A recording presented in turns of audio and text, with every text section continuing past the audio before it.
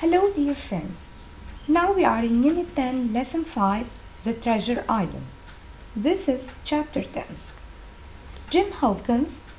At last I was back on the island. The ship was safe from the pirates, ready for our men to go back to sea. I looked forward to telling my friends about my latest adventure and started to walk back across the island. I remembered the map. So, I knew how to return to the place where I had met Ben Gunn for the first time. As I continued, it was very dark. It was difficult for me to find my way, but the light of the moon helped me. When I was near the fort, I went more slowly. I didn't want my friends to think I was a pirate. Suddenly, I saw a red light through trees. What was it? Then I saw that there was a big fire next to the fort. I thought that this was unusual, as Captain Smollett was always very careful not to waste wood for the fire. I quietly went back inside the dark fort, and I was very pleased to hear the men inside talking quietly. However, I realized that they were not good guards because nobody saw me return. I was about to climb into my bed when I heard the words, "Who is it? Who is it?" I realized that it was Captain Flint, Silver's parrot. Everyone in the room woke up, and I heard someone call out, "Who is there?" It was Long John Silver. I turned to run away, but I ran into a man who held on to me, and I was trapped. "Bring a torch, Dick," said Silver. When he returned with a torch, I could see inside the room. I realized that the fort was now full of pirates. Our food was on the table too, but I couldn't see any of my friends. Was it possible that they were all dead? There were 5 pirates standing in the room. Another pirate lay in bed. He looked badly hurt. Silver looked tired. His parrot was on his shoulder and his clothes were dirty. "So, Jim Hawkins," said Silver, "it's nice of you to visit us. You don't have to stand up for Jim." He told his men, and they lay down on their beds again. "I knew you were clever," Silver said to me. "I always wanted you to be one of us, because I was like you when I was a boy. Now you cannot go back to your friends because they think you have left them. So, unless you want to stay on your own, you will have to join us now." I was pleased to hear that my friends were still alive, but I wasn't happy to hear that they didn't want me anymore.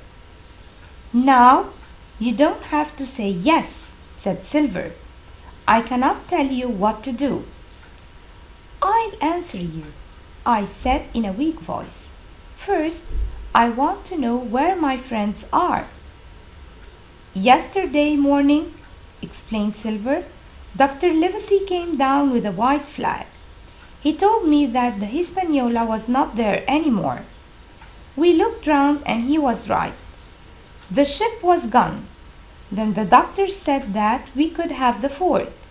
I asked him how many of them were in the fort, and he said there were 4 and one of them was hurt. And he said he didn't know or care where you were. So here we are. I don't know where they are now."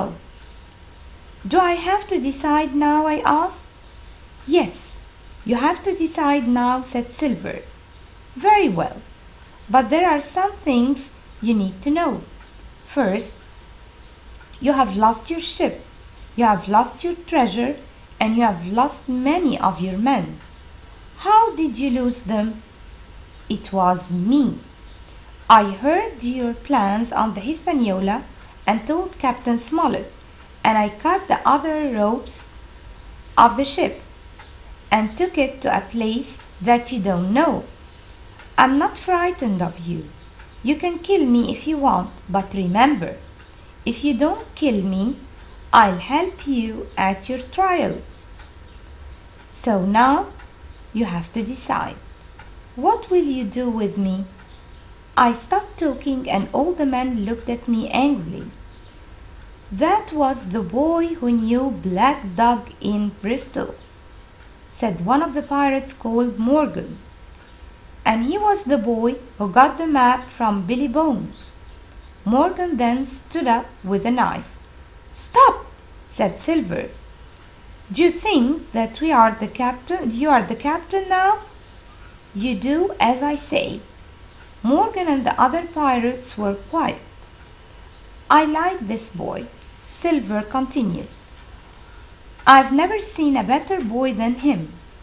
He is more of a man than any of you. The other pirates did not look happy, and they started to talk quietly to each other. What are you saying? Said Silver.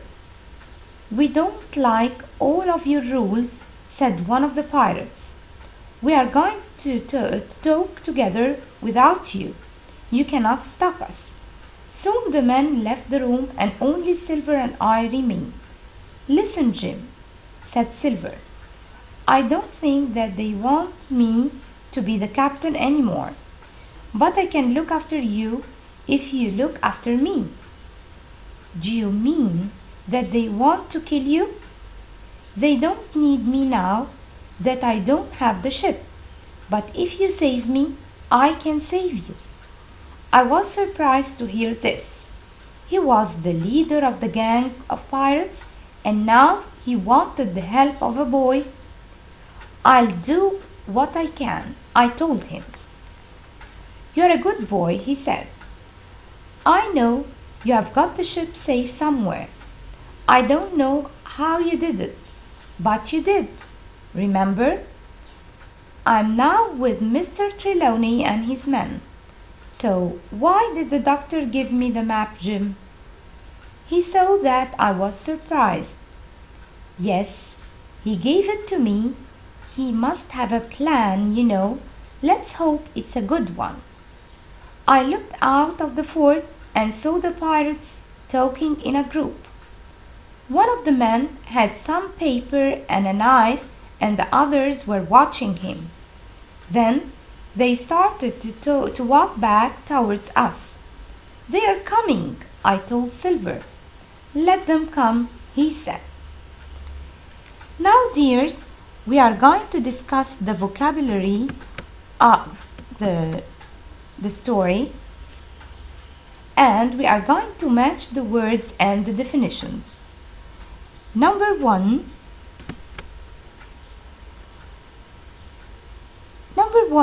is be. Alive means living. Number two is see, and the word care, concerned about or interested in something. Number three is E, and the word rules means instructions about what you can and cannot do. Number four, torch, is A stick that you burn at one end for light. Number five, trapped. Trapped is D, and it means unable to leave or escape.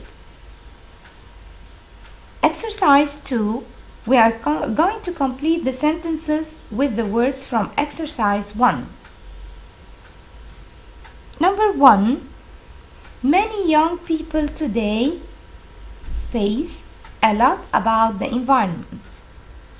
So the answer is care. Care a lot about the environment.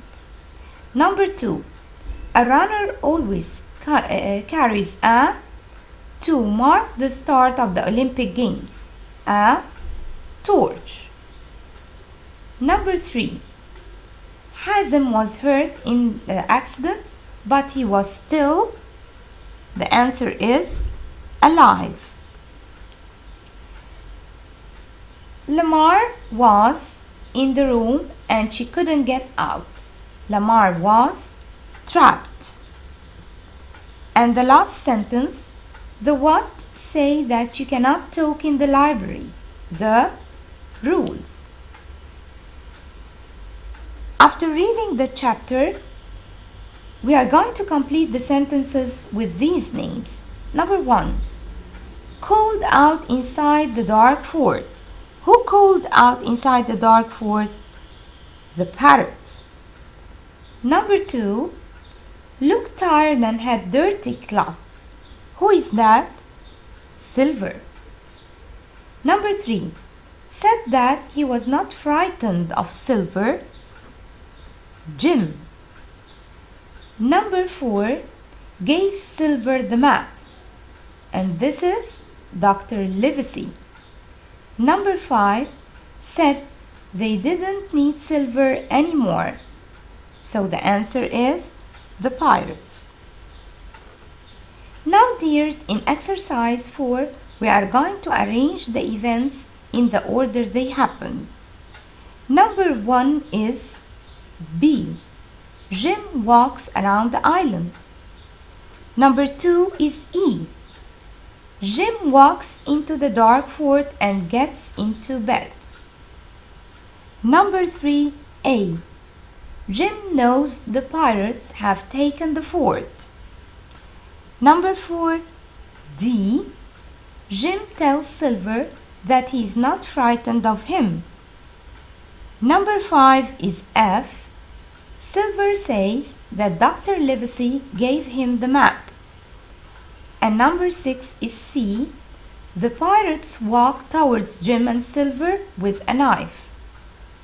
Now dears, we are going in exercise 5 to answer the questions. Question number 1. How did Jim know where things were on the island? He remembered the map. Question 2. Why was Jim surprised to see a fire next to the fort? The answer is Captain Smollett didn't usually waste wood. Number 3. Why did Jim think the guards were not good? Because they didn't see him when he walked in. Question number 4. Why did Silver say that Jim had to join them? The answer is because he was like Jim as a boy and because he was clever. Question number 5. How did Silver take the fort? The answer is Dr. Livesey told him he could enter it. Question 6. Why did the pirates no longer need Silver? Because they didn't have a ship anymore. By this, dear students, we finished Unit 10. Wishing you all the best and goodbye.